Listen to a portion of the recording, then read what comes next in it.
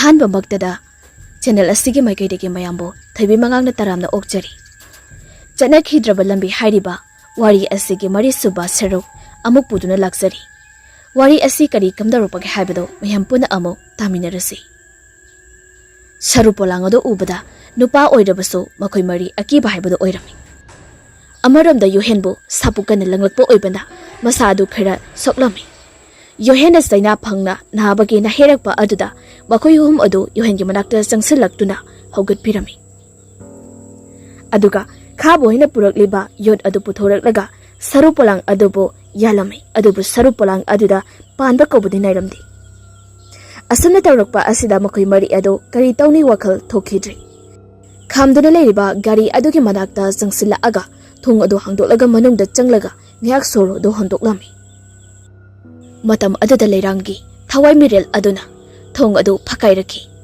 ꯃꯇꯝ ꯑꯗꯨꯗ ꯈꯥꯕꯅ ꯄꯥꯏꯔꯤꯕ ꯌꯣꯄꯥꯛ ꯑꯗꯨꯅ ꯌꯥꯜꯂꯛꯈꯤꯔꯝꯃꯤ ꯑꯗꯨꯕꯨ ꯁꯔꯨ ꯄꯣꯂꯥꯡ ꯑꯗꯨꯅ ꯌꯥꯜꯂꯛꯈꯤꯕ ꯌꯣꯠ ꯑꯗꯨ ꯐꯥꯈꯤꯔꯝꯃꯤ ꯉꯥꯏꯍꯥꯛꯀꯤ ꯃꯇꯨꯡ ꯃꯈꯣꯏ ꯃꯔꯤ ꯑꯗꯨ ꯃꯊꯋꯥꯏ ꯍꯤꯡꯅꯅꯕ ꯆꯦꯜꯂꯁꯦ ꯍꯥꯏꯅꯔꯛꯏ ꯈꯥꯕꯅ ꯄꯨꯔꯛꯄ ꯒꯥꯔꯤ ꯑꯗꯨꯗ ꯆꯪꯗꯨꯅ ꯒꯥꯔꯤ ꯑꯗꯨ ꯃꯃꯥꯟꯅꯕ ꯑꯃꯅ ꯊꯧꯈꯤ ꯑꯗꯨꯒ ꯌꯣꯍꯦꯟꯁꯨ ꯃꯃꯥꯟꯅꯕ ꯑꯃꯒ ꯀꯟꯅ ꯊꯧꯕ ꯍꯧꯔꯛꯈꯤ ꯑꯗꯨꯕꯨ ꯂꯩꯔꯥꯡꯒꯤ ꯊꯋꯥꯏ ꯃꯤꯔꯦꯜ ꯑꯗꯨꯅꯗꯤ ꯀꯥ ꯍꯦꯟꯅ ꯑꯋꯥꯕ ꯄꯤꯈꯤꯗ꯭ꯔꯤ ꯃꯔꯝꯗꯤ ꯃꯥꯒꯤ ꯊꯋꯥꯏ ꯆꯪꯂꯤꯕ ꯖꯦꯁꯤꯀꯥꯒꯤ ꯃꯁꯥ ꯑꯁꯤ ꯍꯦꯟꯅ ꯋꯥꯈ꯭ꯔꯅꯤ ꯈꯟꯕꯒꯤꯅꯤ ꯃꯈꯣꯏ ꯆꯠꯈ꯭ꯔꯕꯗ ꯖꯦꯁꯤꯀꯥꯗꯨ ꯑꯅꯛꯄꯗ ꯂꯩꯔꯤꯕ ꯁꯦꯒꯥꯏꯔꯕ ꯂꯧꯇꯥꯡꯁꯪ ꯑꯗꯨꯗ ꯃꯈꯣꯡ ꯑꯗꯨ ꯒꯝ ꯒꯝ ꯊꯥꯡꯗꯨꯅ ꯆꯪꯂꯛꯏ ꯑꯗꯨꯒ ꯋꯥꯆꯦꯅ ꯁꯥꯕ ꯐꯃꯨꯡ ꯑꯗꯨꯗ ꯍꯤꯞꯊꯔꯛꯈꯤ ꯃꯇꯝ ꯑꯗꯨꯗ ꯂꯩꯔꯥꯡꯒꯤ ꯊꯋꯥꯏ ꯑꯗꯨꯁꯨ ꯖꯦꯁꯤꯀꯥꯒꯤ ꯃꯁꯥꯗꯒꯤ ꯊꯣꯛꯈ꯭ꯔꯤ ꯊꯋꯥꯏ ꯑꯗꯨꯅ ꯊꯣꯛꯈ꯭ꯔꯕꯗ ꯖꯦꯁꯤꯀꯥ ꯃꯁꯥ ꯑꯗꯨ ꯄꯣꯞ ꯇꯥꯈꯤꯔꯝꯃꯤ ꯃꯇꯝ ꯑꯗꯨꯗ ꯂꯩꯔꯥꯡꯒꯤ ꯊꯋꯥꯏ ꯑꯗꯨꯅ ꯖꯦꯁꯤꯀꯥꯕꯨ ꯉꯥꯛꯄꯤ ꯁꯦꯟꯕꯤꯔꯝꯃꯤ ꯉꯥꯏꯍꯥꯛꯀꯤ ꯃꯇꯨꯡꯗ ꯖꯦꯁꯤꯀꯥ ꯃꯃꯤꯠ ꯑꯗꯨ ꯇꯞꯅ ꯄꯥꯡꯊꯣꯔꯛꯇꯨꯅ ꯃꯥꯅ ꯂꯩꯔꯤꯕ ꯃꯐꯝ ꯑꯗꯨꯕꯨ ꯀꯣꯏꯂꯩ ꯂꯩꯗꯨꯅ ꯌꯦꯡꯂꯛꯏ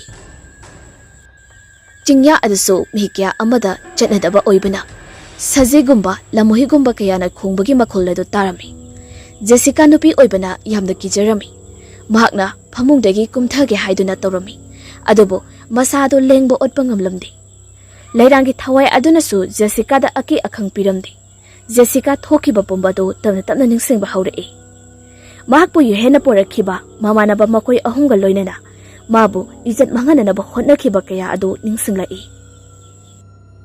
ꯃꯌꯥꯝ ꯑꯗꯨ ꯅꯤꯡꯁꯤꯡꯂꯨꯕꯗ ꯖꯦꯁꯤꯀꯥ ꯄꯦꯟꯅ ꯇꯦꯡꯊꯥꯔꯛꯏ ꯑꯃꯔꯣꯝꯗ ꯌꯣꯍꯦꯟꯗꯤ ꯀꯤꯈꯤꯕꯅ ꯃꯁꯥ ꯑꯗꯨ ꯐꯥꯎꯕ ꯄꯨꯛꯅꯤꯡ ꯂꯩꯇꯥꯕ ꯉꯝꯗꯦ ꯒꯥꯔꯤ ꯑꯗꯨ ꯀꯟꯅ ꯊꯧꯗꯨꯅ ꯂꯥꯛꯄꯅ ꯃꯌꯨꯝ ꯐꯥꯎꯗꯤ ꯎꯆꯤꯟꯅꯆꯤꯟꯅ ꯌꯧꯔꯝꯃꯤ ꯌꯣꯍꯦꯟꯅ ꯃꯥꯒꯤ ꯀꯥꯒꯤ ꯊꯣꯡ ꯑꯗꯨ ꯍꯥꯡꯗꯣꯛꯂꯒ ꯐꯃꯨꯡꯗ ꯃꯃꯥꯟꯅꯕ ꯑꯃꯒ ꯍꯤꯞꯊꯔꯝꯃꯤ ꯑꯗꯨꯕꯨ ꯌꯣꯍꯦꯟ ꯋꯥ ꯑꯃ ꯐꯥꯎꯕ ꯉꯥꯡꯂꯛꯇ꯭ꯔꯤ ꯃꯃꯥꯟꯅꯕ ꯑꯗꯨꯅ ꯍꯥꯏꯔꯕꯁꯨ ꯈꯨꯝꯂꯛꯇ꯭ꯔꯤ ꯃꯃꯥꯟꯅꯕ ꯑꯗꯨꯁꯨ ꯋꯥ ꯃꯈꯥ ꯇꯥꯈꯤꯗ꯭ꯔꯦ ꯑꯗꯨꯃꯛ ꯑꯁꯨꯝꯅ ꯅꯣꯡꯉꯥꯟ ꯄꯨꯡ ꯇꯧꯔꯛꯄ ꯃꯇꯝꯅꯤ ꯄꯨꯡ 4ꯒ ꯇꯥꯔꯛꯄ ꯃꯇꯝꯅꯤ ꯀꯣꯔꯧ ꯇꯨꯝꯂꯕꯗꯒꯤ ꯍꯧꯒꯠꯂꯒ ꯃꯆꯤꯟ ꯃꯌꯥ ꯁꯦꯡꯕ ꯂꯣꯏꯔꯗꯨꯅ ꯑꯊꯥꯕ ꯐꯨꯔꯤꯠ ꯑꯃ ꯂꯤꯠꯁꯤꯜꯂꯒ ꯆꯤꯡꯈꯣꯡ ꯑꯗꯨ ꯇꯝꯅ ꯂꯥꯛꯑꯝꯃꯤ ꯀꯣꯔꯧꯅ ꯌꯨꯝꯗꯒꯤ ꯊꯣꯛꯈꯤꯕ ꯃꯇꯝꯗ ꯂꯩꯔꯥꯡꯒꯤ ꯃꯃꯥ ꯂꯩꯍꯥꯎꯅ ꯃꯨꯟꯅ ꯌꯦꯡꯗꯨꯅ ꯑꯗꯨꯃꯛ ꯂꯩꯍꯧꯏ ꯖꯦꯁꯤꯀꯥꯗꯤ ꯍꯧꯖꯤꯛ ꯐꯥꯎꯕ ꯃꯁꯥ ꯑꯗꯨ ꯊꯤꯟꯗꯣꯛꯄ ꯂꯦꯡꯕ ꯑꯣꯠꯄ ꯉꯝꯗ꯭ꯔꯤ ꯑꯌꯨꯛ ꯑꯣꯏꯕꯅ ꯆꯤꯡ ꯑꯗꯨꯒꯤ ꯃꯅꯨꯡꯂꯣꯝꯗꯁꯨ ꯂꯝꯍꯨꯏ ꯀꯌꯥ ꯑꯃ ꯈꯣꯡꯂꯤꯕ ꯑꯗꯨ ꯇꯥꯔꯝꯃꯤ ꯖꯦꯁꯤꯀꯥ ꯁꯤꯔꯗ꯭ꯔꯥ ꯍꯥꯏꯅ ꯐꯥꯎ ꯈꯟꯖꯩ ꯑꯗꯨꯕꯨ ꯂꯩꯔꯥꯡꯒꯤ ꯊꯋꯥꯏ ꯃꯤꯔꯦꯜꯅ ꯉꯥꯛꯄꯤ ꯁꯦꯟꯕꯤꯔꯤ ꯍꯥꯏꯕꯁꯤꯗꯤ ꯖꯦꯁꯤꯀꯥꯅ ꯈꯪꯂꯝꯗꯦ ꯑꯃꯔꯣꯝꯗꯅ ꯌꯣꯍꯦꯟ ꯃꯁꯥ ꯑꯗꯨ ꯄꯥꯈꯠꯄ ꯍꯦꯟꯃꯟꯈꯤꯕꯅ ꯃꯃꯤꯠ ꯑꯗꯨ ꯄꯥꯡꯊꯣꯛꯄ ꯉꯝꯈꯤꯗ꯭ꯔꯤ ꯌꯣꯍꯦꯟꯅ ꯎꯔꯨꯕ ꯄꯣꯠꯁꯛ ꯈꯨꯗꯤꯡꯃꯛ ꯍꯩꯅꯗ꯭ꯔꯕ ꯁꯛꯇꯝ ꯑꯀꯤꯕ ꯑꯃꯒꯨꯝꯅ ꯄꯣꯠꯁꯛ ꯈꯨꯗꯤꯡꯃꯛ ꯑꯗꯨꯕꯨ ꯎꯔꯝꯃꯤ ꯃꯇꯝ ꯑꯗꯨꯗ ꯌꯣꯍꯦꯜꯒꯤ ꯃꯃꯥ ꯃꯄꯥꯅ ꯀꯩꯗꯧꯔꯒꯦ ꯍꯪꯂꯕ ꯐꯥꯎꯕ ꯄꯥꯎꯈꯨꯝ ꯀꯔꯤꯁꯨ ꯄꯤꯔꯛꯇꯦ ꯃꯃꯥ ꯑꯗꯨꯒ ꯃꯄꯥ ꯑꯗꯨꯒꯅ ꯑꯃꯥꯏꯕ ꯑꯃ ꯀꯧꯗꯨꯅ ꯑꯃꯨꯛ ꯌꯦꯡꯍꯜꯂꯁꯤ ꯍꯥꯏꯅꯕꯗꯒꯤ ꯃꯄꯥꯒ ꯌꯣꯍꯦꯟꯒꯤ ꯃꯃꯥꯟꯅꯕꯒ ꯑꯃꯥꯏꯕ ꯑꯗꯨ ꯀꯧꯕ ꯆꯠꯈꯤꯔꯝꯃꯤ ꯌꯨꯝ ꯑꯗꯨꯗꯗꯤ ꯃꯈꯣꯏ ꯑꯅꯤ ꯊꯣꯛꯈ꯭ꯔꯕꯗ ꯃꯃꯥ ꯊꯣꯏꯅꯨ ꯈꯛꯇ ꯉꯥꯏꯔꯝꯃꯤ ꯊꯣꯏꯅꯨꯁꯨ ꯃꯆꯥꯅꯨꯄꯥꯕꯨ ꯁꯦꯟꯅꯗꯨꯅ ꯂꯩꯔꯝꯃꯤ ꯇꯟꯖꯥ ꯑꯗꯨꯗ ꯃꯈꯣꯏꯒꯤ ꯌꯨꯝꯒꯤ ꯌꯦꯅꯈꯥꯗ ꯅꯨꯄꯤ ꯑꯃꯒꯤ ꯈꯣꯟꯖꯦꯜꯗ ꯗꯥ ꯌꯣꯍꯦꯟ ꯍꯥꯏꯅ ꯀꯧꯔꯛꯂꯤꯕ ꯑꯗꯨ ꯃꯃꯥ ꯑꯗꯨꯅ ꯇꯥꯔꯝꯃꯤ ꯌꯣꯍꯦꯟꯅꯗꯤ ꯇꯥꯔꯕꯁꯨ ꯀꯔꯤꯁꯨ ꯈꯨꯝꯈꯤꯗ꯭ꯔꯤ ꯊꯣꯏꯅꯨ ꯃꯄꯥꯟꯗ ꯊꯣꯛꯂꯛꯇꯨꯅ ꯀꯅꯥꯅꯣ ꯍꯥꯏꯅ ꯍꯪꯂꯒ ꯌꯦꯅꯈꯥ ꯑꯗꯣꯝꯗ ꯊꯣꯛꯂꯛꯄꯅꯤ ꯑꯗꯨꯕꯨ ꯀꯅꯥꯁꯨ ꯂꯩꯔꯝꯗꯦ ꯑꯗꯨꯗꯒꯤꯗꯤ ꯊꯣꯏꯅꯨꯁꯨ ꯏꯃꯨꯡꯗ ꯆꯪꯂꯛꯂꯒ ꯆꯥꯛ ꯏꯁꯤꯡ ꯑꯗꯨ ꯑꯃꯨꯛ ꯊꯣꯡꯕ ꯍꯧꯈꯤꯔꯝꯃꯤ ꯑꯃꯔꯣꯝꯗ ꯈꯥꯕꯁꯨ ꯃꯃꯥꯟꯅꯕ ꯑꯗꯨꯒ ꯋꯥꯔꯤ ꯉꯥꯏꯍꯥꯛ ꯁꯥꯟꯅꯩ ꯚꯥꯏ ꯈꯥꯕ Jessica hariba nupi ado mibu mandida. As awafamda tahawdribase aikhoi yamna farabani. Yohen hariba mi sisu agakpani he. But nupi bu ek koiradana. Khabana amu makatara e. Wai, aisu khalibani. Ado sumaina leptana sum tawrabadi aikhoi hingni thajade. Ado sak tobagane yohen hoida chatuna aikhoi kari tawsige habdo amta khanarusi. Nakal amaromdana korau chenbui chapoi tawduna lakpana hujikti singkhong maya adu yaurakli. Matam aduda ayingba nungsitchu silaki. Chingyak oibana nungsite marang yamna kaini sitlami. Mamaida tarakliba humang marik adu taithokna chingkhong adu yauraklami. Matam aduda Jessica su mayum nungshiraktuna hikna amuk kablaki. Korau su kabliba adu tarami. Matam aduda korau na khanjai. Oh, aigi manglanda toina thokiba thaudo ado. Taibangda su thoklabuko. Ai akiba pumba thadolaga kabliba mafam asomda chatlage. Korau na mafam adu yauraklabada Loktang sang masa amagi manungda aibu kanbiyo aibu yumda thinbiyo ai ima yamda uningi haina kablakibado korau na tarami. Korau swai laurami maramdi kabliba nupi ase leirangni khana. Korau loktang sang aduda kana chinsala e masindasu leirang haina kauraduna. Leirang ai lae leirang. Ase hairega loktang sang manung aduda sang e. Matam aduda leirangdi oiramdri nupi macha ama mapi maroldu isi segairaga nupi adu ubada korau ngehak munda yingi. Nupi adu di korau bu ubada makot ani lonaduna. Aigi jatadi kanbiyo. Aigi jat pusukpigana. Aibu nuksibuduna. Aibu mukta kanbiyo. Makot ani lonaduna kamna hairakbani. Matam aduda korau na lilakpa matak thangba furit athaba adu lauthokraga haugat kangkhat ngamdraba nupi adugi masada kupsinbirami. Korau na khalubana onaramba aduda mathamoy do chaksaido. Matam aduda leirange thawaidu mafam aduda lengdana adubak leiribanina korau na leirang haina korokpa mikup aduda khumlabasto tabidabanina mamitagi mapi taba makai korau da yengduna lei. Korau na isan nahakti asukpa mafam asida matau karamna natumta leiramlibana ibungda hayo. Jessica na wari adu liba haurai. Ibong, aigi iming Jessica kauze. Ai yohen kauba nupa amaga marilay na se. Mahana ibong, yamna nuksiba sarga mafam asida puraktuna magana na ba? Mama na ba ahunga? Makoy marina ibong isat lang na ba honaraki? Adubo matamado, kangkauda na akan menungsit kaya silaki. Matam aduda, ay gyan takidre.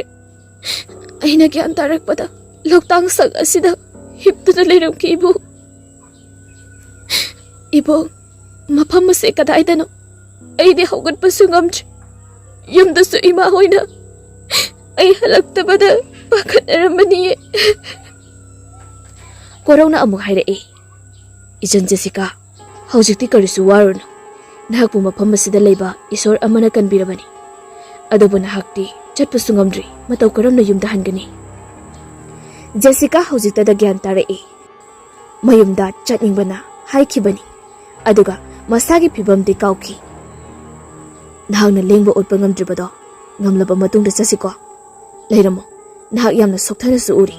Ai mapam asida chaba yaba kari leibage haibado thirugi. Asi hairamlaga korau ching adugi mathakta karaklami. Amaromda yohenado angaubagumna joiro lonba haurakli. Mama thoinusu machagi phibam aduda kiraduna manakta leikidri. Ngehaki matung amaibaga loinana mapa amadi mamana bado yauраklami. Matam aduda amaiba aduda. Ibungo sesi gyan tanana sado amukta layu. Asi hairaga amaiba adugi lai khurumbada changadaba polam chairam singado puthorakli. Amaiba aduna lai khurumba horakpa aduda amaiba aduna khangli madudi yohen asi nupi amagi thawaina hatkadabagi senaduna leire haiba asi. Amaiba aduna mama anida asumna hairaklami. Ibema ibungo gi layongse yamna lurine. Masi ngakthokpada araiba amadi oirodori. Mama thoinusu yamna pakhatna. Oja maiba takpiribo wasibo mek singni hekta haibiyudo. Hoi, ai haigi. Ibungo ase sikhrabi nupi amagi thawai amana mahakbu hatkadabagi senaduna leirine. Thoinu wafam adu tabada gyan mangduna famtharai. Mapa adune ising khara makokta khiktuna gyan laknaba hotnarai. Thoinu mamait ado ambu pangthoraktuna pakhatpaga loinana kablai. Ibema nuibu ongta tapthakone. Thawai nupi aduna karisu tawba ngamdanaba aina hotnagani. Kaisu waganuko. Amaiba aduna adumna hairakpadagi awaba kharadi koklami. Amaiba aduna makha adumak tarai. Ibungona hauzik wakal amada tawribase. Asi hana amukta yengkisi. Aduga lakliba thangje numitane laitin changdanaba jantra ama saraki. Adudo hek sizinakibadagi mahak masadane amuk hana sigumase thoklaroi. Amaiba aduna kanna hotnabadagi yohen gyan kharadi lakli adubo ahing tumsit phakidabana maram oiraga mamit adu ushinki. Ibema hauzitine masung hekta bothajarjan adugane hangchise thangjinumini thangjanangnaba jantra ama sarukhi ko. Yohengi mapa aduna amaiba aduda dokina pirami adugi matung amaiba so mayumda chatkri. Yohen su pothakraba aduda mamanaba aduso mayumda halage haiduna mayumda hankri. Mamanaba aduna lambida asum chatingai mahakki tunglomdagi karigomba amana tharai. Tung handuna yengloi adubu karisu leramdi. Makhatana amugla amai matam aduda amukasu karino amana basada thomlakpadagi managada pala amai. Matam aduda sauruduna tung onthorukpada kana suleramdi. Mamai onthorukpada mamit aduda makhada yenglubadani. Migi mamit adu makhada phan chongduna leramki. Matam aduda kibana hau thaba makai chenkirami. Amaramdara koro sing aduda hauriba lapu pambi ama anidagi lapoi amunba khara heklaga Jessica gi manakta laktuna Jessica da pijarami.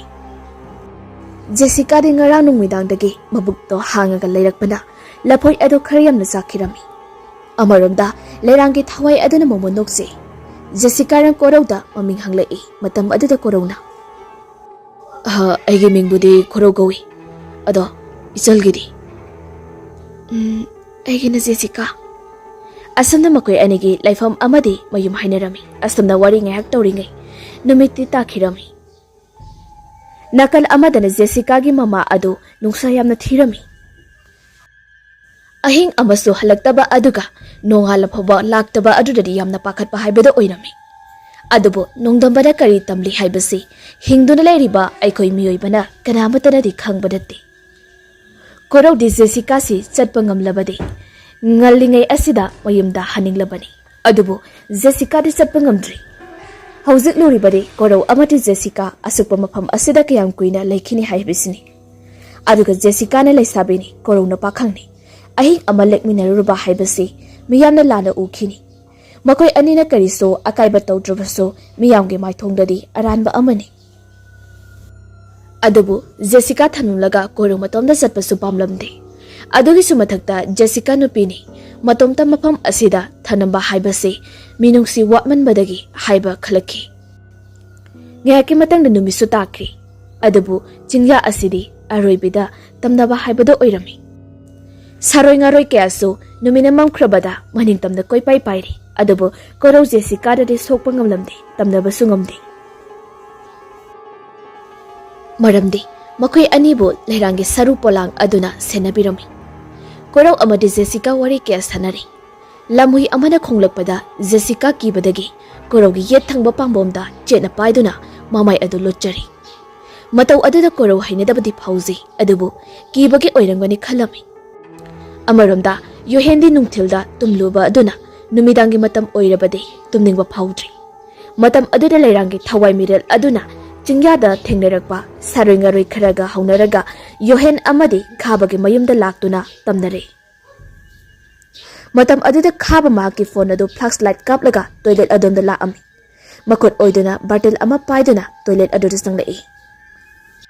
Mahagna toilet tawringai mapalomda kanagumba mi ama leptuna aibu ngaibagumda tawrami. Adubo ka hena khanjaludi. Adugi matung hui haudongumba amana manam suchut nambagi matau gum tawrei. Matam aduda khaba kaisubudi khalamdi. Adubo Khanghaudana toilet adubu kupliba zinga aduda karigumba posak ama bamlauna thadarai. Adubu khanghaudana toilet adu kupliba zinga aduda karigumba ama tarakpagumna makol thoki. Kimna suphaurami. Matam aduda toilet adugi nakanda kanagumbi amana kappagi makol adu tarami. Khaba handak mukti masa adu pakat pana yadri. Makong hamliba adu loiraduna thong adu hangge tawbada thong adu kanagumba amana namsil magum thambagumna hangthokpadu yaramdi. Khaba phagi dagi akiba haibadu oikri. Matam aduda mahaki manakta kapliba nupi adusu hainadaba paongda kaplaki. Matam aduda khabagi mapangal aroibi phudolaga thong adu kana namlaki.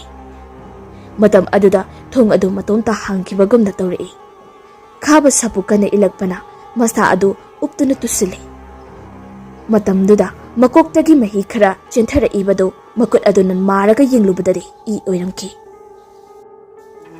Mahakki manmada masa adudi haugat pangamtri.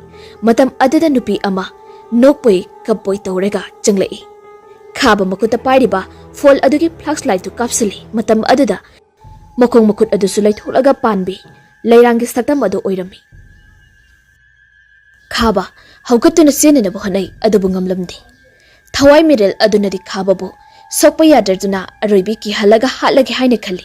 Adubu khaba ki chinglai bana khaba bu pukpi mama aduna makol ama takhiba aduda tholak ami.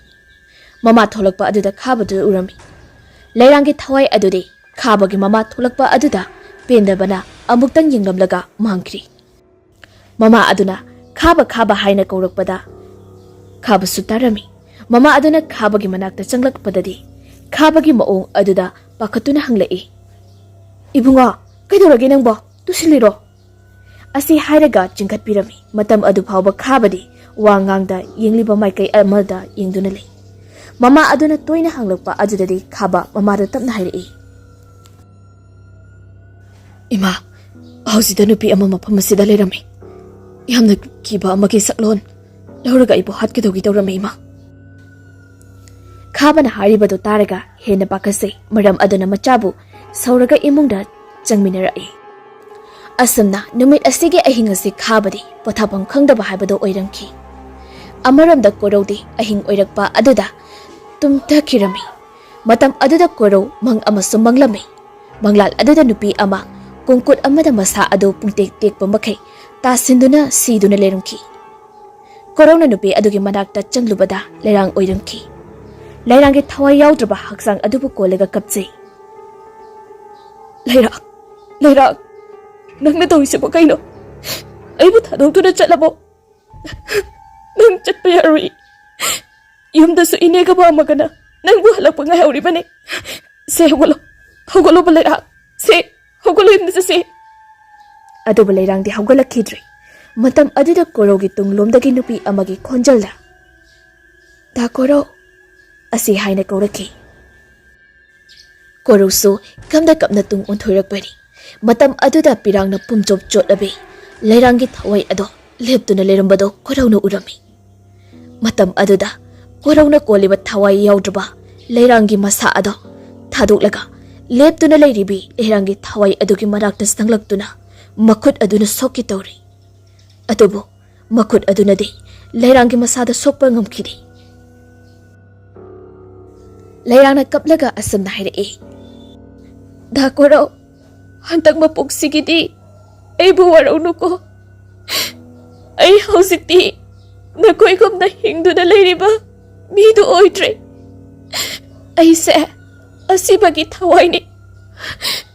Adubu aina asiba thawai oirubana aige awabagi wakat pendabagi kholau kanana sutabi khidre.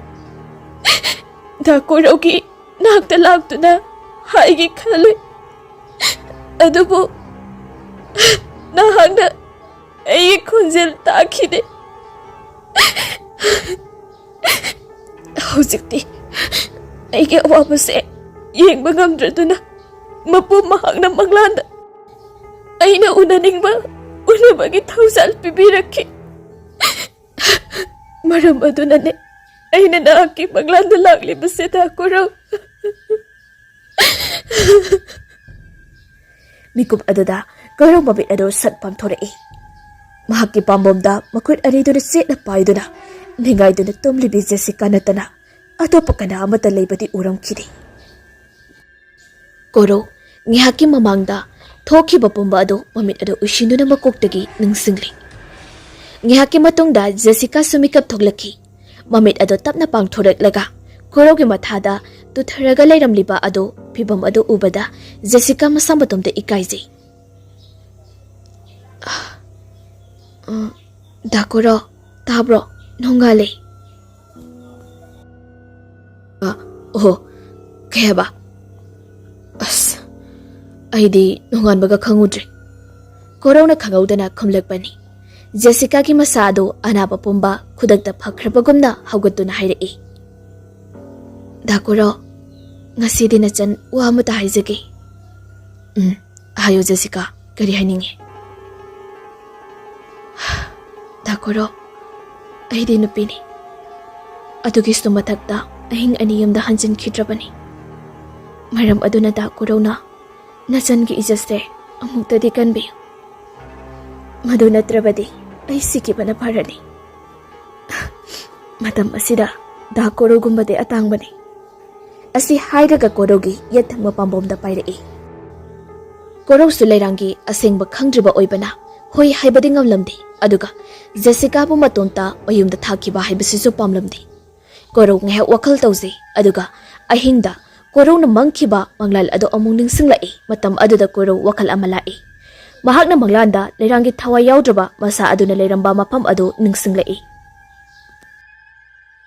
ꯃꯇꯝ ꯑꯗꯨꯗ ꯀꯣꯔꯧꯅ ꯈꯪꯂꯤ ꯍꯧꯖꯤꯛ ꯃꯣꯏꯅ ꯂꯩꯔꯤꯕ ꯃꯐꯝ ꯑꯁꯤ ꯃꯪꯂꯥꯟꯗ ꯎꯈꯤꯕ ꯃꯐꯝ ꯑꯗꯨꯅꯤ ꯍꯥꯏꯕꯁꯤ ꯃꯇꯝ ꯑꯗꯨꯗ ꯀꯣꯔꯧ ꯐꯨꯛ ꯍꯧꯒꯠꯇꯨꯅ ꯂꯧꯁꯪ ꯑꯗꯨꯒꯤ ꯑꯀꯣꯏꯕꯗ ꯀꯨꯌꯦꯡ ꯌꯦꯡꯉꯤ ꯖꯦꯁꯤꯀꯥꯅ ꯗꯥꯀꯣꯔꯧ ꯀꯔꯤ ꯇꯧꯔꯒꯦ ꯑꯁꯨꯃꯥꯏꯅ ꯍꯪꯂꯕꯁꯨ ꯀꯔꯤꯁꯨ ꯈꯨꯝꯂꯝꯗꯦ ꯖꯦꯁꯤꯀꯥꯁꯨ ꯀꯣꯔꯧꯒꯤ ꯃꯅꯥꯛꯇ ꯑꯗꯨꯝ ꯏꯅꯩ ꯀꯣꯔꯧꯅ ꯑꯁꯨꯝ ꯌꯦꯡꯂꯛꯄꯗ ꯆꯤꯡꯌꯥ ꯑꯗꯣꯝꯗ ꯌꯦꯡꯂꯣꯏ ꯃꯇꯝ ꯑꯗꯨꯗ ꯂꯩꯕꯥꯛ ꯈꯔ ꯁꯥ ꯁꯟꯅ ꯈꯣꯒꯥꯏꯕꯒꯨꯝꯅ ꯂꯩꯔꯤꯕꯗꯨ ꯎꯔꯛꯏ ꯃꯇꯝ ꯑꯗꯨꯗ ꯆꯪꯂꯨꯕꯗ ꯂꯩꯔꯥꯡꯅ ꯁꯦꯠ ꯆꯥꯔꯝꯕ ꯃꯐꯤ ꯃꯔꯣꯜ ꯑꯗꯨ ꯃꯐꯝ ꯑꯗꯨꯗ ꯂꯩꯈꯣꯝ ꯂꯩꯔꯥꯡ ꯏꯇꯩ ꯇꯩꯗꯨꯅ ꯏꯃꯣꯠ ꯃꯣꯠꯈꯩ ꯂꯩꯔꯝꯃꯤ ꯀꯣꯔꯧ ꯃꯍꯥꯛꯀꯤ ꯃꯪꯂꯥꯟ ꯑꯗꯣ ꯑꯁꯣꯝꯅ ꯆꯨꯝꯂꯛꯄꯒꯨꯝꯅ ꯇꯧꯔꯤ ꯐꯤ ꯑꯗꯨꯗꯤ ꯄꯥꯏꯕꯗꯤ ꯄꯥꯏꯗ꯭ꯔꯤ ꯃꯇꯝ ꯑꯗꯨꯗ ꯖꯦꯁꯤꯀꯥꯅ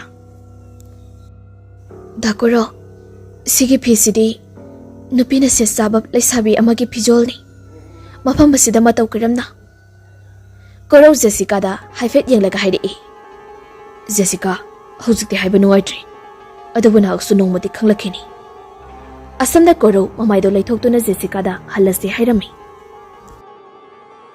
ꯃꯈꯣꯏ ꯑꯅꯤꯅ ꯃꯐꯝ ꯑꯗꯨꯗꯒꯤ ꯊꯣꯛꯂꯛꯄꯗ ꯂꯝꯕꯤ ꯃꯌꯥ ꯌꯧꯔꯛꯄꯗ ꯂꯤꯛ ꯑꯃ ꯇꯥꯗꯨꯅ ꯂꯩꯔꯝꯕꯗꯣ ꯎꯔꯝꯃꯤ ꯀꯣꯔꯧꯅ ꯂꯤꯛ ꯑꯗꯣ ꯃꯈꯨꯠꯇꯨꯅ ꯄꯥꯏꯗꯨꯅ ꯌꯦꯡꯂꯝꯃꯤ ꯃꯃꯥꯏ ꯑꯗꯨꯅ ꯑꯃꯨꯛ ꯃꯈꯥꯗ ꯃꯨꯟꯅ ꯌꯦꯡꯁꯤꯜꯂꯨꯏ ꯃꯇꯝ ꯑꯗꯨꯗ ꯂꯩꯔꯥꯡꯒꯤ ꯈꯨꯠꯇ ꯁꯤꯕ ꯈꯨꯖꯤ ꯇꯦꯛꯈꯤꯕꯒꯤ ꯑꯇꯦꯛꯄ ꯃꯌꯥꯝ ꯑꯗꯣ ꯃꯐꯝ ꯑꯗꯨꯗ ꯇꯥꯗꯨꯅ ꯂꯩꯔꯤꯕꯗꯣ ꯎꯔꯛꯈꯤ ꯖꯦꯁꯤꯀꯥꯗꯤ ꯑꯉꯛꯄꯗ ꯃꯁꯥꯗꯣ ꯄꯤꯛ ꯊꯟꯈ꯭ꯔꯤ ꯀꯣꯔꯧꯅ ꯃꯃꯤꯠꯇꯣ ꯆꯦꯟ ꯎꯏꯁꯤꯟꯗꯨꯅ ꯋꯥꯈꯜ ꯃꯑꯣꯟ ꯈꯟꯖꯔꯝꯃꯤ ꯀꯣꯔꯧ ꯑꯁꯣꯝꯅ ꯉꯥꯏꯍꯥꯛ ꯋꯥꯈꯜ ꯈꯜꯂꯤꯉꯩ ꯂꯩꯔꯥꯡꯒꯤ ꯊꯋꯥꯏ ꯃꯤꯔꯦꯜ ꯑꯗꯣ ꯖꯦꯁꯤꯀꯥꯗ ꯆꯪꯈꯤꯔꯝꯃꯤ ꯀꯣꯔꯧꯗꯤ ꯅꯤꯡꯁꯤꯡꯂꯨꯕꯗ ꯃꯊꯥ ꯃꯋꯥꯏꯗꯣ ꯌꯥꯝꯅ ꯋꯥꯖꯔꯝꯃꯤ ꯖꯦꯁꯤꯀꯥ ꯀꯣꯔꯧꯅ ꯀꯧꯔꯛꯄꯅꯤ ꯑꯗꯨꯕꯨ ꯖꯦꯁꯤꯀꯥꯗꯤ ꯁꯛꯐꯝ ꯑꯃ ꯇꯧꯗꯨꯅ ꯂꯩꯔꯝꯈꯤ ꯀꯣꯔꯧꯅ ꯖꯦꯁꯤꯀꯥ ꯅꯪ ꯀꯩꯗꯧꯔꯒꯦ ꯑꯁꯣꯝꯅ ꯍꯪꯂꯤ ꯖꯦꯁꯤꯀꯥꯅ ꯑꯃꯨꯛ ꯗꯥꯀꯣꯔꯧ ꯃꯐꯝ ꯑꯁꯤꯗꯒꯤ ꯆꯠꯂꯁꯤ ꯑꯩ ꯏꯁꯥꯁꯤ ꯌꯥꯝ ꯅꯨꯡꯉꯥꯏꯇ꯭ꯔꯤ ꯀꯣꯔꯧꯁꯨ ꯖꯦꯁꯤꯀꯥꯒꯤ ꯑꯋꯥꯕꯗ ꯎꯔꯗꯨꯅ ꯃꯈꯣꯏ ꯑꯅꯤ ꯃꯐꯝ ꯑꯗꯨꯗꯒꯤ ꯃꯌꯨꯝꯗ ꯍꯟꯈꯤꯔꯝꯃꯤ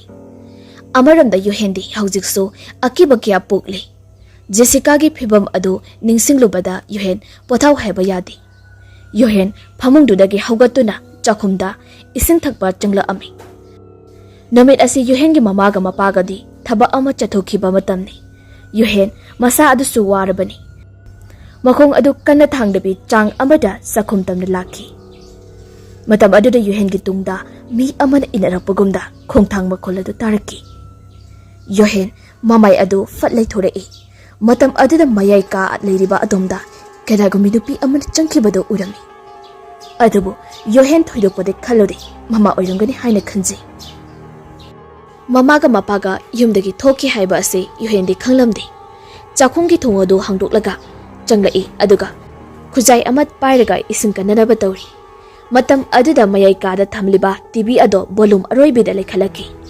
Yuhen ising ado pena thaklaba matungda yuhen chakhungi paliba thong ado lonsilamnaga thoglai. Aduga mayai ka adomda changlaki.